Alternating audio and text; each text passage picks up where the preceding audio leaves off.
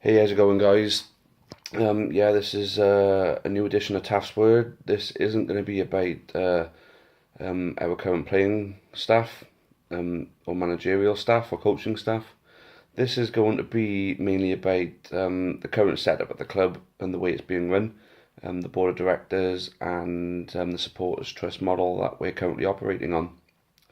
Obviously, quite a lot has been said of late, quite a lot has happened of late, and I just wanted to give my own personal opinion on all of this. So before I go full on into it, I'm gonna do my best not to sugarcoat anything, but at the same time, I just hope that nobody takes whatever I've got to say now personally.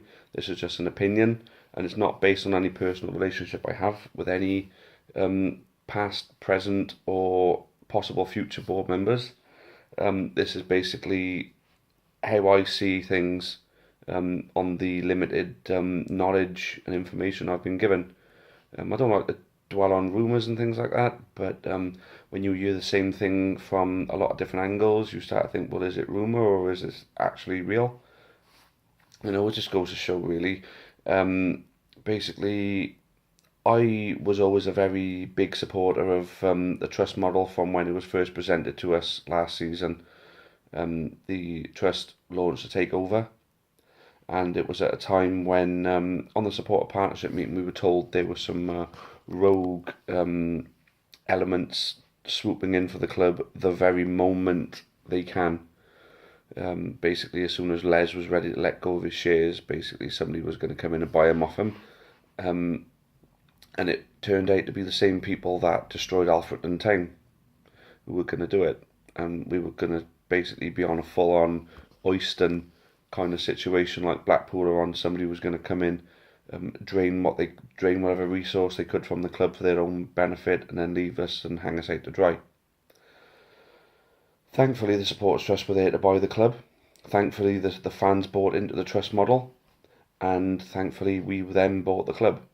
We're now fans owned, and the important thing that people have to remember about being fans owned is that the person operating things aren't there for their own well-being; they're there for the club's well-being. You know, People aren't out to make any money for themselves out of it.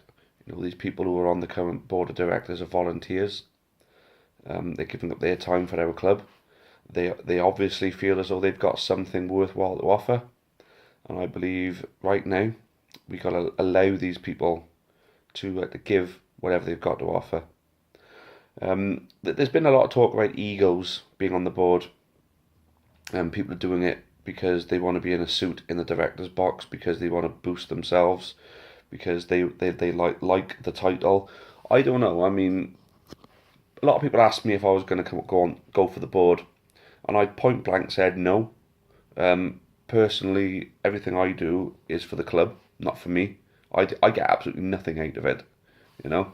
But the club, if the club benefits from my presence and my efforts, then that makes me a happier person, because I know I've made my club that little bit better of a place.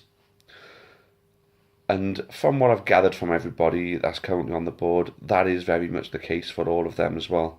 They all feel as though they've got something to offer, and it'll benefit our club in the short term, in the long run, whatever. But I would say this though: if there is anybody on there for anything else other than the club, if they are on it for them, then I can say now, you have absolutely no place sitting on the board of directors of Newport County while we're fans owned, because fans owned is supposed to mean that the people there are supposed to be in it for the club, because their heart will be in it. Now, if you're a director who's invested money, then you're looking after your interests, and my only interest is Newport County. I'm hoping that their only interest is Newport County. Like I say, going back to the reason why I turned down going on the board, I am very much. I think I might have said it in one of these blogs before. I'm very much jeans and trainers and a flag in hand on the terrace with the lads, screaming my balls out for 90 minutes, and that's it. That's me. I'm not a suit and shoes and in the director's box greeting other directors and business people. That's not me. That's not me. And what I've got to offer, that's not what I want from it. I just want to see my club benefit, and I'll give my all the way I know how to, in the best way I can. So operating from within the Amber Army, formerly the County Choir, is the best way that I can serve Newport County, and that is how it will always stay. So, moving on to potential board candidates now. Well, no, I'll tell you what, we're going to talk about the two resignations.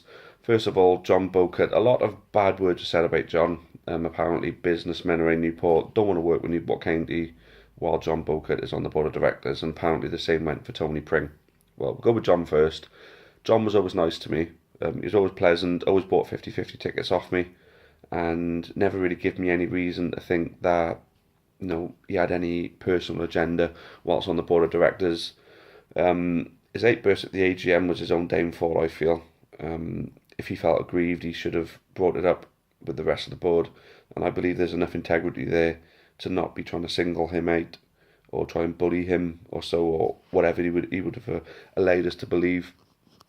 Like I say, personally I like John, but after the AGM I felt, I was so sorry, but you're not right for the board of Newport County, I'm afraid. And doing the honourable thing and standing down was the best thing he could have done for the club. So I respect him for that, and I'll always be nice and pleasant to him whenever I see him. Hopefully he'll still come and watch games because he's still a supporter of the club. I suppose the same goes to Tony Pring, although his standing down was basically down to a lot of people's frustrations and angers being vented over social media. Tony, again, was always good to me. Part of a supporters trust board that didn't really support my endeavours. I could have done a lot for the trust, and I think a lot of people saw that. But that's old news. Since them days, Tony's always been good with me, so I'll always wish him all the best. Obviously, Tony's wife, Catherine, we're not sure what's happening with her in the shop at the moment. She's the shop manager, currently still technically the shop manager. Obviously, I don't need to spell out what's happened. I'm not particularly happy about it, and I can say I wasn't particularly happy about the whole debacle with the 50-50.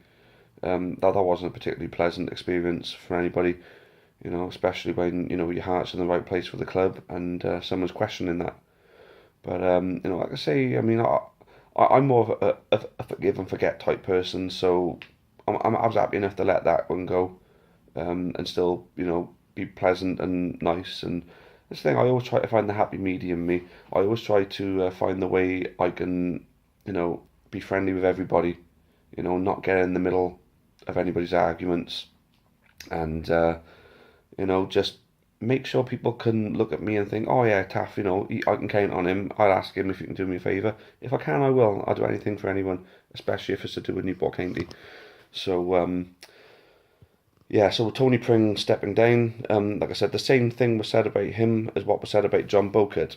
There was a lot of people around Newport not wanting to get involved with Newport County for as long as he was on the board. Now, I understand it because he was part of the previous regime that were letting the club down massively. Now, as much as I think Tony couldn't really be a part of standing up to a multi-million-pound man in Les Scadding and a million-pound businessman like Howard Greenaff, I feel as though he could have still come back to the supporters' trust with these issues, and as a fan base we could have approached them and challenged them on their dealings for the club. So the fact that he didn't come back and report anything, I think, has been his downfall, and that's why a lot of people were angry. I think people are a little bit let down, disappointed when Tony had said that he was going to do what he needed to do and then stand down once the elections came round, but he stood for elections and he got voted on. Now, that was entirely his choice. If he felt he had more to offer the club, then people shouldn't be disappointed in that change of heart. But in light of what had happened, I think, again, Tony standing down was definitely the right thing for the club. Now, there's absolutely no excuses for these so-called people who would support the club if these two gentlemen weren't on the board to come forward now and do something beneficial for Newport County. If they were really sincere about it. There's a lot of people that have said for as long as them two guys were on the board, I'd have nothing to do with the club. But now they're not on the board, so I'm looking forward to seeing you turn up at Rodney Parade at some point and offer something to my club, our club. Like I say, there's been a lot of things a lot of empty promises, potentially empty promises, and we'll soon see, being made about, you know, um, whether these two gentlemen were going to still be on the board. But I'm not going to rabbit about that all night because I want to talk about the model which people don't seem to be supportive of. And what I gotta point out to people is, at the moment, financially, the club is in the best position it's ever been in. You know, we've actually got people working on things. People trying to safeguard the club. I mean, that's the thing. Being supporters owned, it safeguards us from a Carl Oyston situation. You know, self sustainability has been the two words that people have been going on about. Oh, we can't be relying on Les all the time. We've got to be able to be. We have to be able to self sustain. Well, that's exactly what we're in the position to do now. The debts are free. Well, not completely free, but I think we're over the line as far as debts and things like that are concerned. Now, the club can just reap the benefits of all the money that it comes in. That all the money that comes in can be invested into the club now. There's no shareholders that need paying dividends or anything like that. Well, I don't. Well, actually, I might be a bit wrong about that. They may still be shareholders. I'm not 100% on whether we're a PLC or anything like that, but we're supporters owned, and now that basically means that we're safe from anyone that would want to leech from the club. And if we were looking to sell on, we're talking about when we do sell on, we're talking about money that will go straight into the club and not into somebody else's pocket. And we're talking about being able to pick and choose who we sell on to, a lot like Swansea did. Supporters owned is definitely the way to build the platform for us to progress as a football club. But moving on to another point, the next stage of us progressing as a football club is basically getting more bums in seats at Ronnie Parade, getting more people coming to watch the county. Now, like I say, I think the current board of directors are doing a very good job, in my personal opinion. The seven that are left, I've got a really good feeling about the future of our club in the hands of those seven and whoever else may come along. These businessmen, maybe, if we hold another election, is your chance to stand. And may I point out that we did have an election, and these people, if they really, really cared about the club, why didn't they stand for election in the first place? Oh, I'm not going to be on the same board of directors as Tony Pring and John Beaucott. Well, why didn't you stand for election and try and get them out voted? If you're not happy with the current people on there, why didn't you put yourselves forward to try and beat them to a spot on the board so you were there instead of them? It's not rocket science, guys, Sometimes it may come across as something as an excuse. And what I really, really hope now is that there's not going to be another person in the firing line. Okay, and now we got rid of Pring, now we got rid of Beaucott. Who are we going to turn our attention to next? Let's get Gavin Foxall out. Let's get Sean Johnson out. And it cannot be that like that. You cannot get rid of one person and then move on to another. And fair play, these two were talked about all the time. So now the two are gone. Let's hope that's the end of it. Because it's doing my pissing head in, if I'm being honest with you guys. Really, really doing my head in.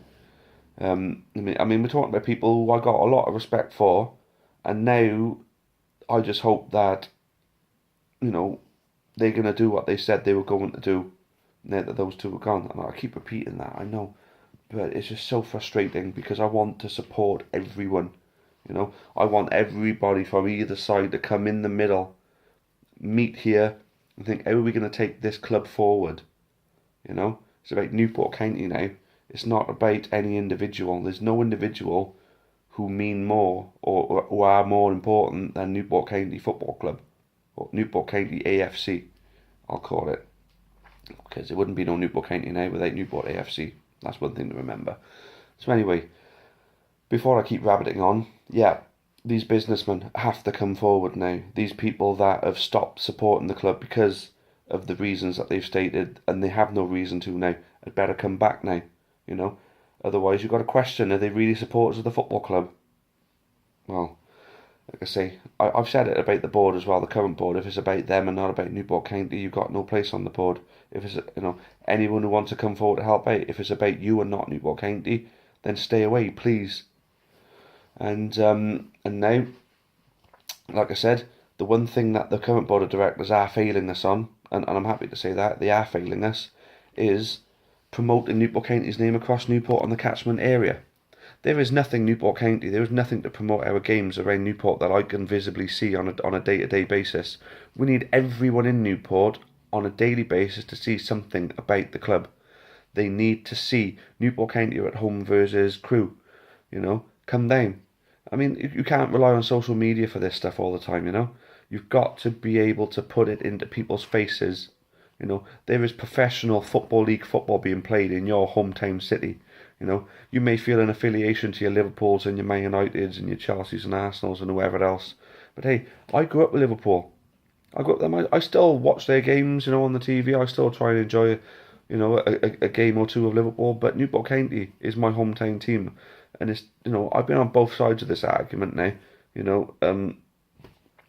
Supporting your local club. There's nothing like it. Absolutely nothing like it. So if you're watching this on an off chance that, oh, what's this idiot on a pig, just understand, I don't think Liverpool or Manchester are going to worry about the fact that their fans from Newport are showing a bit of love to Newport County, as well as them, You're not letting anybody down by going and watching Newport County. There's no such thing as you're not allowed to support two clubs. Unfortunately, you're not a supporter unless you're there every week, in my eyes. Anyway, I'm moving on to another touchy subject of mine. Anyway, we got to start doing more to get more people in. We got to get Newport County into people's faces. Get some posters up. Get some billboards up. Get it around. What you need to do. You need to hit the pubs. You need to get the posters in all of the pubs. I mean, all of the pubs in Newport. Where else do people go? Gyms. Get the Newport County posters up in gyms. Come to the next Newport County match. There's gyms, there's pubs. Where else do people go? Bowling, cinema. Get the frigging posters everywhere.